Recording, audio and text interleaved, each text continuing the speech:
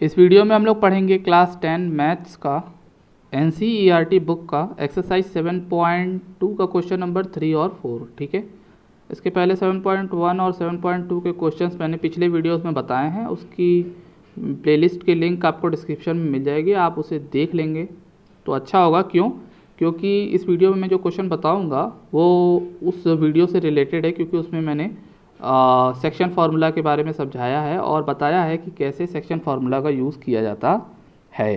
तो चलिए question number 3 पढ़ते हैं। लिखा हुआ है to conduct sports day activity. Sports day activity हो रही है in your rectangular shaped school ground ABCD। यहाँ पर देखिए, आपको फिगर में दिख रहा होगा कि ABCD एक ग्राउंड है जो कि रेक्टेंगुलर शेप का है। Lines have been drawn with chalk powder at distance 1 metre each. यहाँ पे कहा गया है कि 1 मीटर पे लाइंस खींची गई हैं और यहाँ पे कहा गया है कि 1 मीटर पे फ्लावर पॉट्स रखे गए हैं। कितने फ्लावर पॉट्स हैं? 100।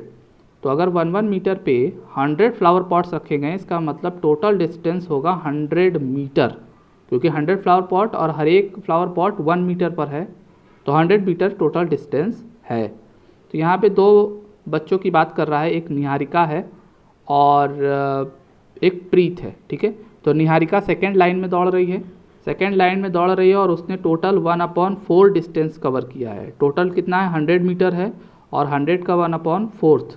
ठीक है, और प्रीत ने 1/5।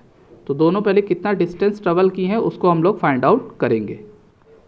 निहारिका जो है ग्रीन फ्लैग लेकर 1/4 टोटल डिस्टेंस का कवर किए। तो टोटल डिस्टेंस आपका मैंने बताया कि 100 है, तो यहाँ पर आप 100 से मल्टीप्लाई कर दोगे, तो यहाँ पर आप इसे काटोगे तो 4 से ये 25 आ जाएगा। 25 1 जा 25, तो यानी निहारिका जो है 25 मीटर डिस्टेंस पर है।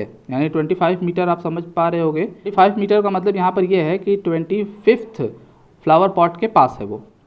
निहारिका जो है सेकेंड लाइन में दौड़ रही है, इसका मतलब एक्स एक्सिस पे सेकेंड पर है और वाई एक्सिस पे वो 25 पर है। तो इसका जो कोऑर्डिनेट होगा निहारिका का या ग्रीन फ्लैग का जो कोऑर्डिनेट होगा, एक्स एक्सिस पे आपका 2 है और वाई एक्सिस पे 25। ये कैसे पता चला आप समझ रहे होगे, क्योंकि पहले तो वो सेकेंड लाइन में दौड़ रही है, तो एक्स एक्सिस पे आपका कितना हो गया? 2, और वाई एक्सिस पे दौड़ रही है लाइन में। ठीक है, और वो कितना दौड़ी है? 1/4 ऑफ टोटल डिस्टेंस। टोटल है 100 मीटर और 100 मीटर को 1/4 से मल्टीप्लाई किया तो 25 मीटर डिस्टेंस वो कवर की है। वो भी कहाँ कवर की है? वाई पर। कहाँ कवर की है? वाई पर, इसीलिए ये कोऑर्डिनेट आ रहा है। इसी तरह से प्रीत का भी पता करेंगे। प्रीत ने कवर किया है 1/5 ऑफ टोटल डिस्टेंस, यानी टोटल डिस्टेंस का 1/5। तो 100 से मल्टीप्लाई कर देंगे क्योंकि टोटल डिस्टेंस तो आपका 100 है, और 5 से इसको कट करेंगे तो 20 आएगा। 20 1 जा 20 मीटर। तो प्रीत ने टोटल डिस्टेंस कितना कवर किया? 20 मीटर का, वो भी वाई एक्सिस पर। और इसमें ध्यान देने वाली बात यह है कि क्वेश्चन में कहा गया है कि वो 8th लाइन पर दौड़ रही है। ठीक है, 8th लाइन पर दौड़ रही है और उसके पास कौन से रंग का फ्लैग है? Red flag. तो जो रेड फ्लैग का कोऑर्डिनेट होगा वो होगा आपका 820। क्यों होगा भाई? मैंने आपको जैसा कि बताया, वो एक्स एक्सिस पे 8th पर है और वाई एक्सिस पे कहाँ तक पहुँची है? 20 मीटर पे। कहाँ पर पहुँची है? 20 मीटर पे। कैसे पता चला? क्योंकि वो 1/5 डिस्टेंस कवर की है टोटल का, तो उस तरह से हमने पता कर लिया। तो हमें क्या पता चला कि भाई ग्रीन फ्लैग जो है इस कोऑर्डिनेट पर है। 25 का मतलब 225 का मतलब एक्स एक्सिस पे 2, क्योंकि सेकेंड लाइन पे दौड़ रही है, और 25 का मतलब कहीं पर यहाँ पर कहीं होगी। ठीक है, और रही बात प्रीत की, तो प्रीत का 820 है, तो 820 आपका 2 के पास होगा। ठीक है, क्योंकि 1 को हमने 10 मीटर माना है। आई होप समझ आ गया होगा कि कोऑर्डिनेट कैसे पता चला है। अब इन दोनों के बीच का डिस्टेंस पूछा गया है कि इन दोनों के बीच का डिस्टेंस पता करो, तो डिस्टेंस फार्मूला लगाएंगे। डिस्टेंस फार्मूला लगाना है तो आपको पता ही है कि x2 - x1 का होल स्क्वायर। x2 ये है, x1 आपका ये है, तो x2 - x1 का whole square plus y2 - y1 का होल स्क्वायर होता है, यानी 20 - 25 का होल स्क्वायर। अब आप इसको सॉल्व करोगे तो डिस्टेंस पता चल जाएगा। 8 में से 2 गया आपका 6 का होल स्क्वायर, 20 में से 25 जाएगा तो -5 आएगा। ठीक है, तो -5 का होल स्क्वायर। अब आप इसको स्क्वायर करके देखो तो 36 आएगा। -5 का स्क्वायर करोगे 25 आ जाएगा। इसको हम ऐड कर देंगे तो ये आपका आ जाएगा 61। तो ये है दोनों फ्लैग के बीच का डिस्टेंस। सिर्फ यही सवाल नहीं पूछा है, इसके अलावा एक सवाल और है कि इनके बीच में ब्लू फ्लैग रखा गया है, ठीक है। तो ब्लू फ्लैग बिटवीन में रखा गया है और मिड पॉइंट फार्मूला मैंने आपको पिछले वीडियो में बताया था, तो वही फार्मूला हम यहाँ लगाएंगे। यहाँ पर हमें मिड पॉइंट पता करना है, क्यों? क्योंकि वहाँ पर ब्लू फ्लैग रखा गया है ग्रीन और रेड के बीचों बीच, ठीक है। तो मिड पॉइंट फार्मूला होता है x1 + x2/2 y1 + y2/2।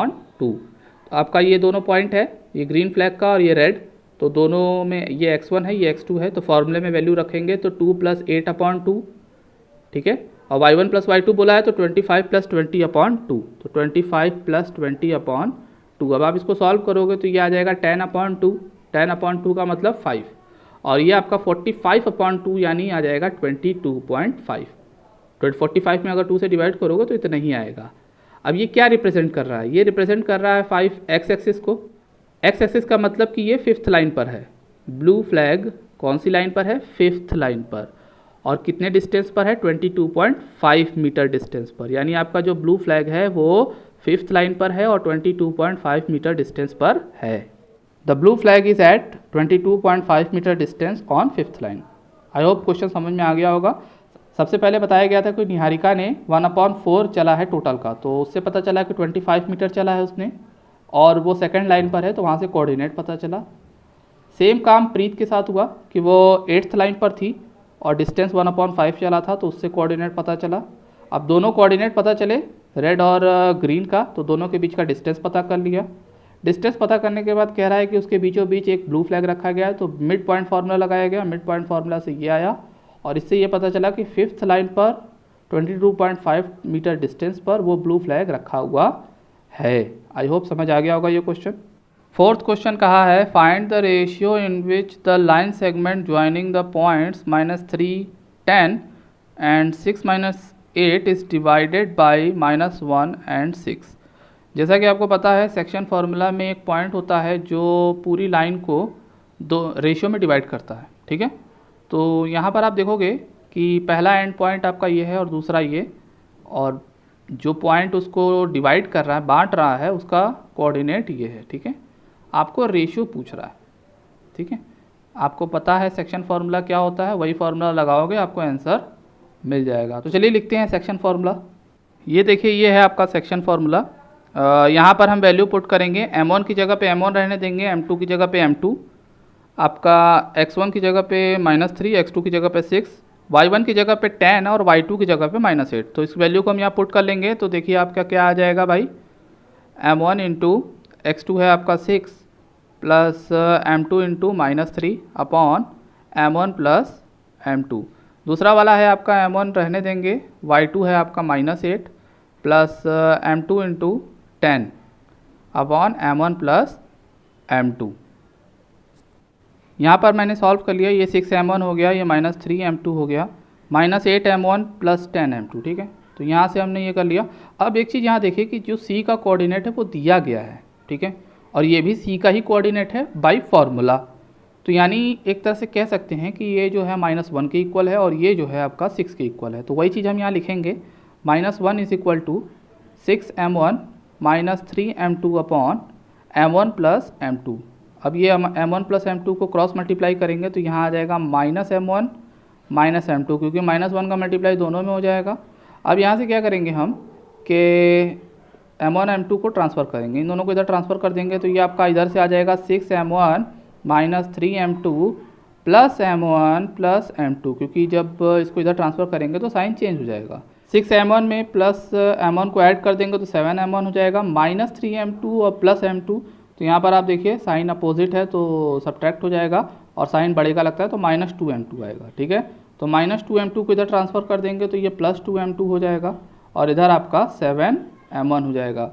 आपको पता क्या करना है, रेशियो पता करना है। तो यहाँ से आपको रेशियो मिल जाएगा। कैसे?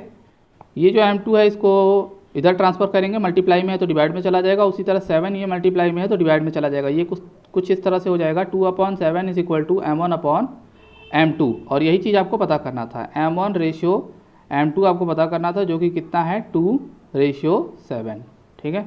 अब आप सोचोगे कि सर जो दूसरा पॉइंट है उसको तो इक्वल किया ही नहीं। अगर आप दूसरे पॉइंट को भी इक्वल करोगे तो भी आपका रेशियो जो है 2:7 ही आएगा। तो आपको तो रेशियो ने फाइंड आउट करना था, चाहे पहले पॉइंट को बराबर करने से आए चाहे दूसरे, आप दूसरे वाले से भी आप करके सॉल्व करोगे तो 2:7 ही आएगा। तो आपको रेशियो फाइंड आउट करना समझ में आ गया। जब देखिए इस तरह से सवाल दिया गया हो कि कोई पॉइंट किसी लाइन को डिवाइड कर रहा है दो पार्ट में एक रेशियो में, भले रेशियो दिया ना हो, वो तो क्वेश्चन पे डिपेंड करता है ना, कि हो सकता है कहीं पे रेशियो दे दे आपसे ये पॉइंट पूछे, है ना, कहीं पर ये दोनों दे दे, आपको रेशियो भी दे देगा और पॉइंट भी दे देगा, आपसे इधर का कुछ पूछेगा। तो इस तरह का सिचुएशन आए और इसमें से कुछ भी पूछे चारों में से, ये या ये में से कोई भी चीज़ पूछेगा तो आप यही फॉर्मूला यूज़ करोगे। ठीक है, आई होप ये क्वेश्चन समझ में आ गया होगा। वीडियो अगर सही लगा हो तो आप इसको लाइक कर दीजिएगा। हम लोग मिलेंगे नेक्स्ट वीडियो में।